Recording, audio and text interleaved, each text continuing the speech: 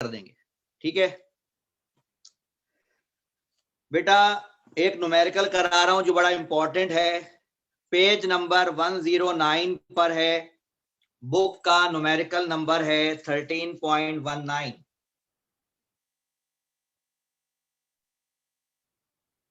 Page number 109, 13.19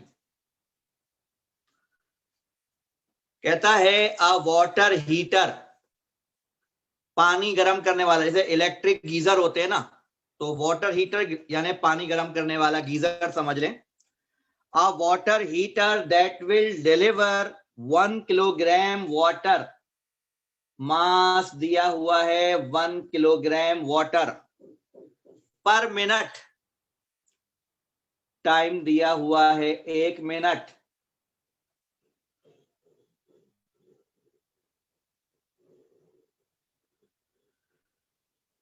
the water is supplied at 20, पानी का temperature होता है 20 डिग्री सेंटीग्रेड जब हम उसको सप्लाई करते हैं तो द डिजायर्ड टेम्परेचर इज 80, और जो हमें चाहिए होता है गर्म करके पानी, जब गर्म करके हमें मिले तो हम चाहते हैं कि इतना मिले।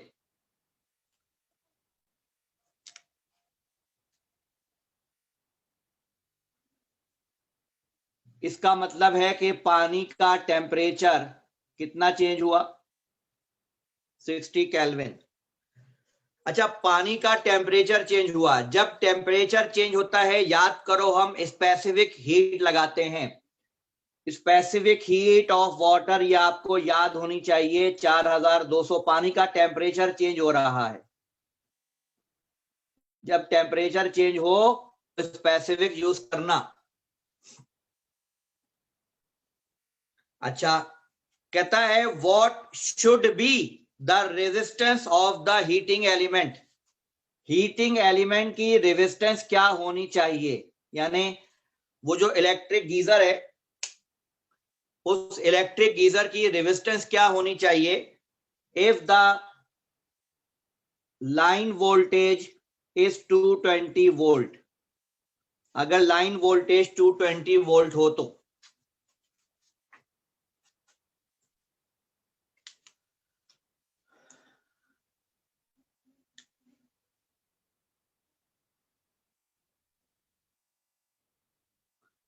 बेटा आपको पता है कि energy neither be created nor be destroyed,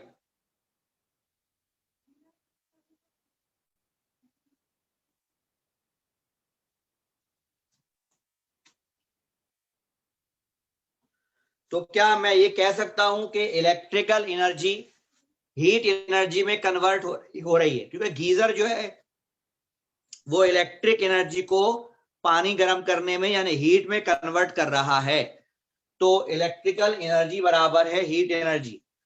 electrical energy के हमारे पास 3 फार्मूलाज हैं जो कल पढ़े थे, तो ऐसा फार्मूला ढूंढो जिसमें V और R आता है, वो फार्मूला है V square over R T, where T is the time, V is the voltage, R is the resistance, और हीट एनर्जी का फार्मूला CM डेल्टा T। क्या कहते हो, लॉजिक समझ में आ गई या नहीं समझ आई, जल्दी से बताइए। ये हम पहले भी यूज कर चुके हैं कि हीट का फार्मूला जब टेम्परेचर चेंज होता है तो हम CM डेल्टा T यूज करते हैं। जस्ट पुट द वैल्यूज,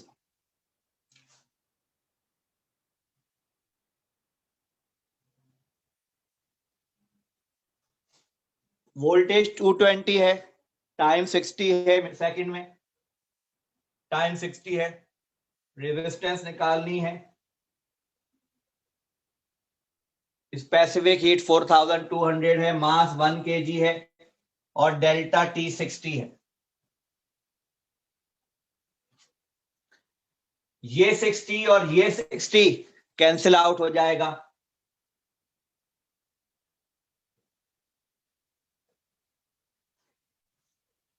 यहां बचेगा 220 का स्क्वायर और ये डिवाइड हो जाएगा, आर जाके वहां मल्टीप्लाई हो जाएगा।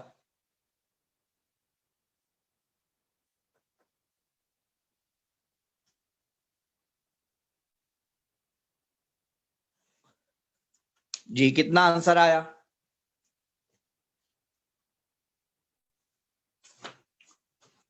11.5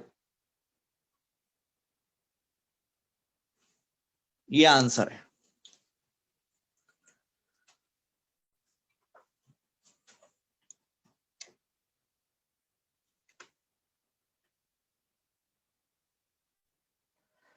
बेटा ये सवाल 2010 में पेपर में आया है। नोट्स में जाइए, पेज नंबर 64 निकालिए, page number 64, question number 13।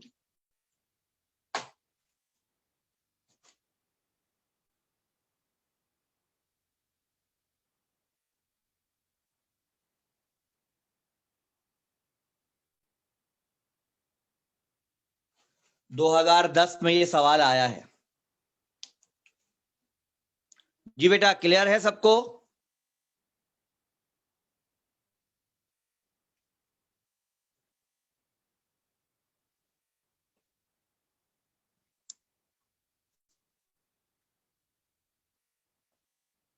Okay, अब हम लास्ट टॉपिक पढ़ने जा रहे हैं ताकि ये चैप्टर खत्म हो जाए। आखिरी टॉपिक है हमारा आज का, ये मिटा दूं।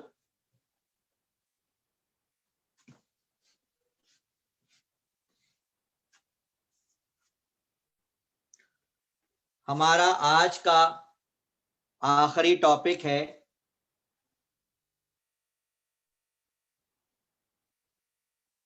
इलेक्ट्रोमोटिव फोर्स, जिसको हम कहते हैं ईएमएफ।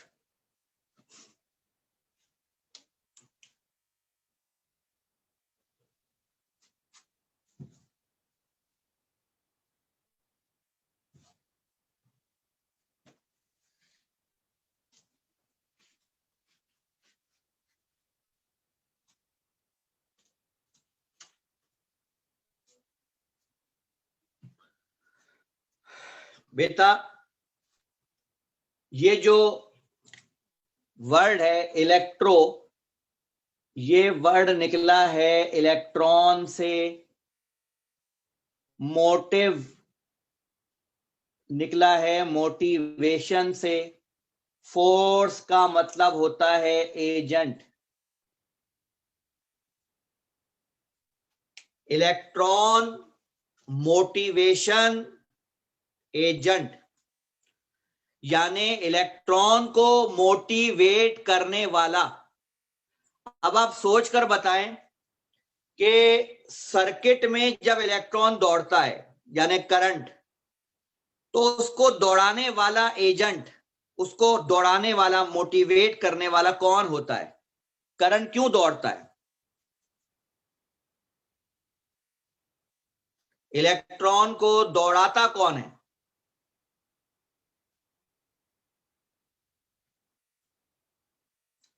उस फोर्स को क्या कहते हैं? भाई सोचो, इलेक्ट्रॉन को सर्किट में दौड़ाता कौन है? वो कौन सी चीज है जो सर्किट में इलेक्ट्रॉनों को दौड़ाती है?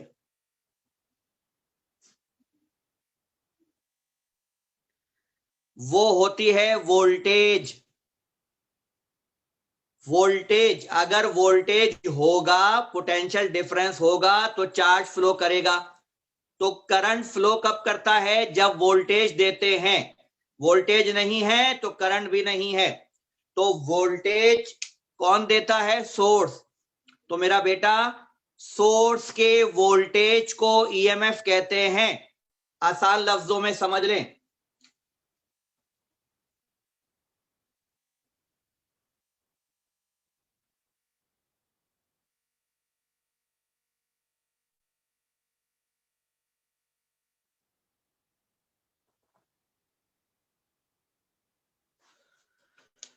सोर्स के वोल्टेज को ईएमएफ कहते हैं। यानी हमने एक बैटरी लगाई, ये बैटरी ने इतना वोल्टेज तैयार रखा हुआ है कि इतना वोल्टेज इस सर्किट में इस चीज को देंगे।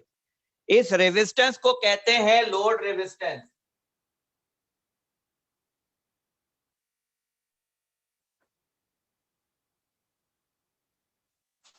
मैं आपको मतलब समझा दूं।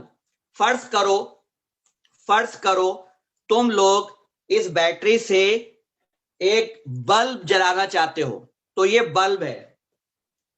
या अगर तुम इस बैटरी से अपना टेलीविजन चलाना चाहते हो तो ये टेलीविजन है, एलसीडी एलईडी। ये तुम पंखा चला रहे हो, ये पंखा है। यानी रेजिस्टेंस से मुराद से मतलब ये है कि जो चीज तुम लोग यूज करना चाह रहे हो उसको कहते हैं लोड रेजिस्टेंस। तो तुमने एक बैटरी बनाई और तुमने बैटरी से कहा इसको चलाओ, बैटरी ने ओबे किया, बैटरी ने करंट दिया, करंट आई। वो वोल्टेज जो यहां पर ड्रॉप हुआ वो ओहम लॉ से निकालेंगे, V is equal to IR। इसे कहते हैं टर्मिनल वोल्टेज। जी क्या कहते हैं? इसके अक्रॉस जो वोल्टेज ये यूज करता है या जो खाता है या ये जो खर्च करवाता है करंट से वोल्टेज, उसे कहते हैं terminal voltage, V is equal to IR।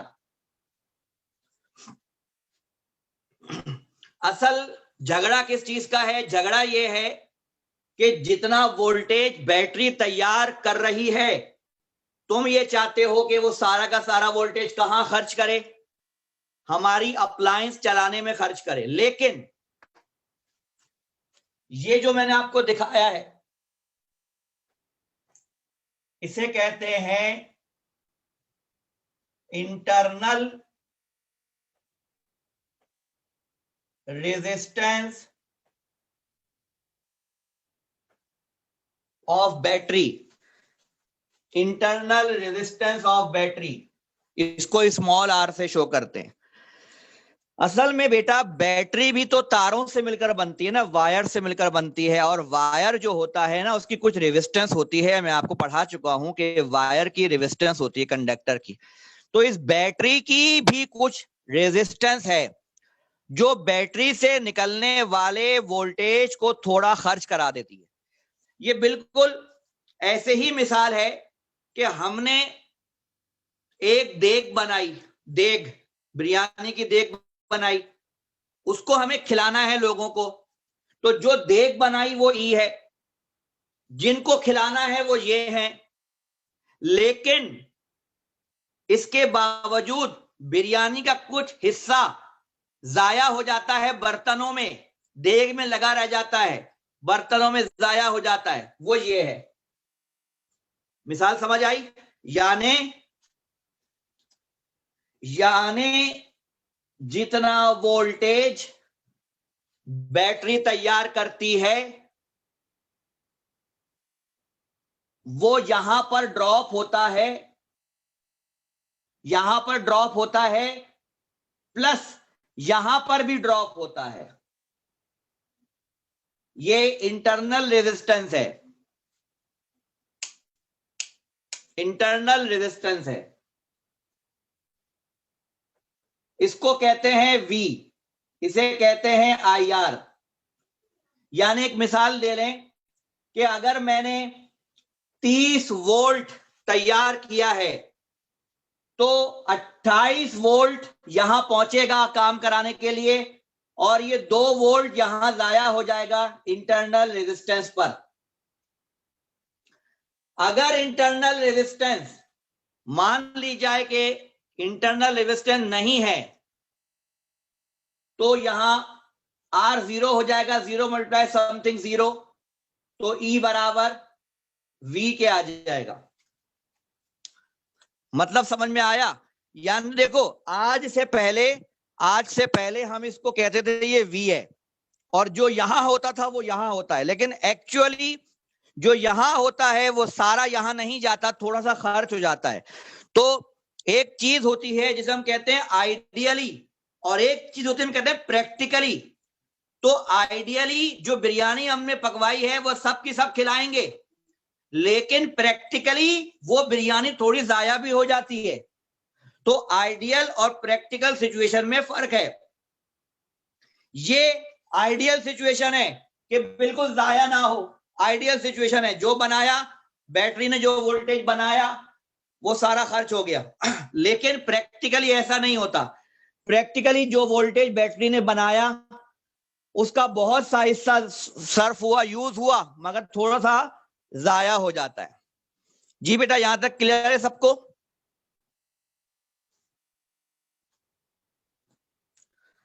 अब ईएमएफ अब आपसे कोई पूछे ईएमएफ कहते हैं किसको, तो आप कहें बैटरी सोर्स के वोल्टेज को, सोर्स के वोल्टेज को जो इलेक्ट्रॉन को मोटिवेट करता है। अब एक लॉजिक सुने मेरी, तुम्हारे पास मोबाइल है, तुम्हारे पास मोबाइल है, मोबाइल की एक बैटरी है, मोबाइल की वो बैटरी तुम्हारे मोबाइल को जिंदा की हुई है। तो तुम्हारे मोबाइल की बैटरी ई होगी क्योंकि वो सोर्स है, तुम्हारे मोबाइल की बैटरी ई होगी क्योंकि वो सोर्स है। और तुम्हारा मोबाइल लोड रेजिस्टेंस है, वो इतना खर्च कर रहा है और थोड़ा सा जाया होगा। क्लियर है यहां तक बात? सुनो भाई, क्लियर है? जल्दी बताओ क्लियर है? एक और चीज बतानी है। तुम्हारा मोबाइल की बैटरी ई है, तुम्हारा मोबाइल आर है और वो वी वोल्टेज खा रहा है। लेकिन मेरी बात सुने, जब तुम अपने मोबाइल को चार्जिंग पर लगाते हो, चार्जिंग पर लगाते हो, तो तुम्हारी मोबाइल की बैटरी आर हो जाती है और जहां तुम चार्जिंग के लिए लगाते हो वो चीज ई कहलाएगी। क्या मेरी बात समझ में आई? मोबाइल की बैटरी जब चार्ज दे ऑन कराए तो ई है, लेकिन मोबाइल की बैटरी जब चार्ज हो तो आर है, यानी वी है। जहन में फर्क रखिएगा, हर बैटरी का वोल्टेज ईएमएफ नहीं होता। ये देखो कि वो बैटरी वोल्टेज दे रही है या ले रही है। अगर वो वोल्टेज दे रही है तो वो ईएमएफ है, और अगर वो वोल्टेज ले रही है तो वो ईएमएफ नहीं है। क्लियर हो गई बात? अब जरा न्यूमेरिकल पे आइए। 2-4 मिनट के न्यूमेरिकल हैं इसके, बहुत आसान से।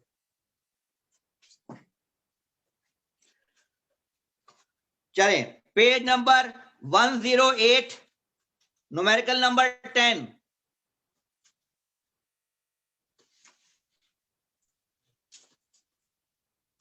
बहुत आसान सवाल। बुक का page number 108, numerical number 10। Total पीडीवीडी नहीं, टोटल वोटल कुछ नहीं, सोर्स का वोल्टेज, सोर्स का पोटेंशियल डिफरेंस ईएमएफ होता है अगर वो सोर्स है। न्यूमेरिकल नंबर 13.10, 10वां न्यूमेरिकल है, पेज नंबर 108। कहता है a source of what potential difference is needed। कितने पोटेंशियल डिफरेंस की सोर्स रिक्वायर्ड है? बताओ क्या पूछ रहा है, ई या we?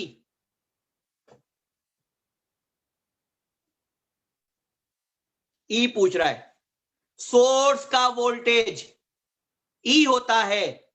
What potential difference of source is needed? Source का कितना वोल्टेज चाहिए, यानी ई।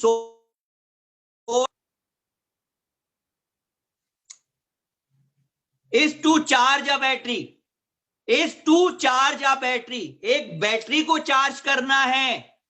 20 वोल्ट ईएमएफ की बैटरी है, 20 वोल्ट ईएमएफ की बैटरी है। तो मेरा बेटा वो 20 वोल्ट दे नहीं रही है, ले रही है, तो ये वोल्टेज कहलाएगा। और सोर्स को ईएमएफ कहेंगे। इंटरनल रेजिस्टेंस है 0.1 ohm, and current flowing is 70 ampere.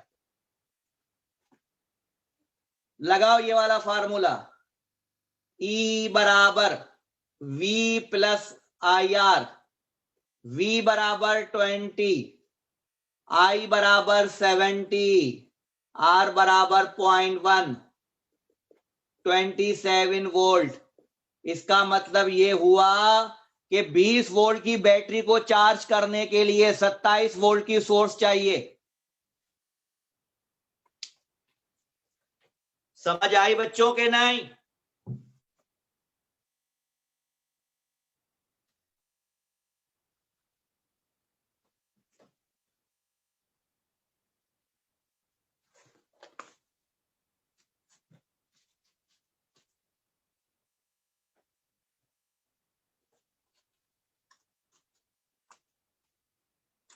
अगला न्यूमेरिकल 13.11, ये 10वां न्यूमेरिकल था, अब 11वां न्यूमेरिकल कहता है अ बैटरी ऑफ 24 वोल्ट। एक बैटरी है 24 वोल्ट की। रुक जाते हैं, बैटरी तो है मगर ये बैटरी करंट दे रही है या ले रही है? अगर दे रही है तो ये E है और ले रही है तो ये V है। पढ़ते हैं आगे। A battery of 24 volt is connected to a load of 10 ohm. 10 ohm के लोड से कनेक्टेड है। इसका मतलब है लोड को करंट दे रही है। ये लोड है, ये करंट दे रही है। इसका मतलब ये हुआ करंट 2.2 एम्पेयर फ्लो कर रहा है। टर्मिनल वोल्टेज पूछा है और इंटरनल रेजिस्टेंस पूछी है।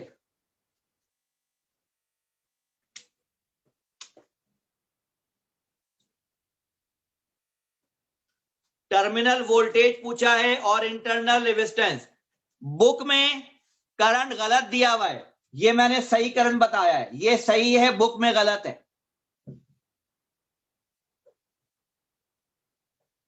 टर्मिनल वोल्टेज जितना खर्च होना है वो ये है, I है 2.2, R है 10।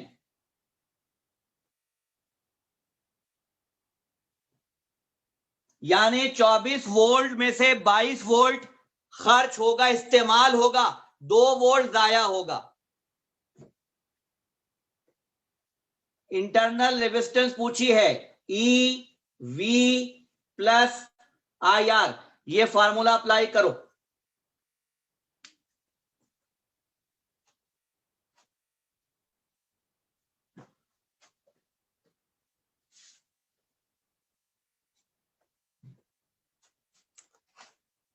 जहां पर E है वहां 24 आया, जहां पर V है वहां 22 आया, जहां पर करंट है वहां 2.2 आया। R निकालना है। 24 माइनस 22, 2.2 R, ये आया 2। ये 2.2 डिवाइड कर दिया, रिजल्टेंट की रेजिस्टेंस की वैल्यू 0.9 ओहम्स। मुझे उम्मीद है समझ में आया होगा।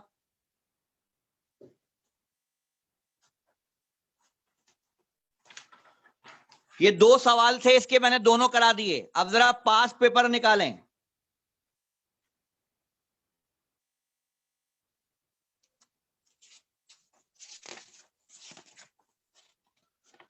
पास पेपर में एक ही दफा ये सवाल आया है और यही सवाल आया है, ये वाला सवाल पेपर में आया है 2002 प्री मेडिकल में।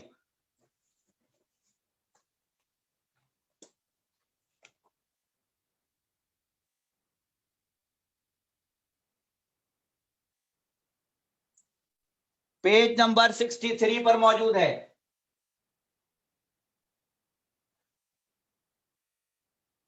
Question number 6 as it is मौजूद है। ये सवाल पेपर में आ चुका है।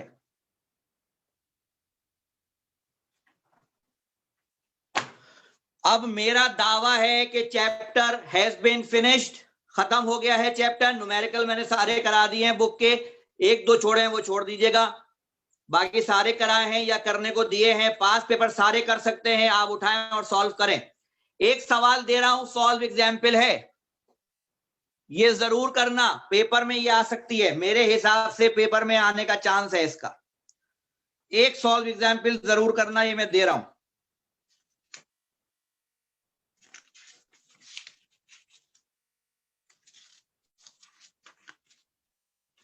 पेज नंबर 93 बुक का page number 93, solve example 13.8, solve example 13.8। ये सवाल तुम लोगों ने करना है, चैप्टर खत्म हो गया है। कोई सवाल पूछना है तो बताइए, वरना मैं क्लास ऑफ कर दूं और नमाज के लिए जा सकते हैं। कोई सवाल हो तो पूछ लें। अगले वीक भी 6:30 बजे ऑफ दूंगा, क्योंकि अब मगरिब का टाइम आगे बढ़ रहा है बेटा। अगले हफ्ते ये 2-4 मिनट और आगे हो जाएगा, तो अगले वीक से इंशाल्लाह 6:30 बजे नमाज का वक्फा दूंगा। चैप्टर क्लियर हो गया है, मैंने आपको सब पढ़ाया है, कोई चीज छोड़ी नहीं है। यानी मैंने आपको वो जो सिलेबस रिड्यूस है मैंने वो नहीं पढ़ाया, सब पढ़ाया है, ठीक है। बाकी बाद में देखेंगे क्या रिड्यूस करवाऊंगा क्या नहीं। अल्लाह हाफिज।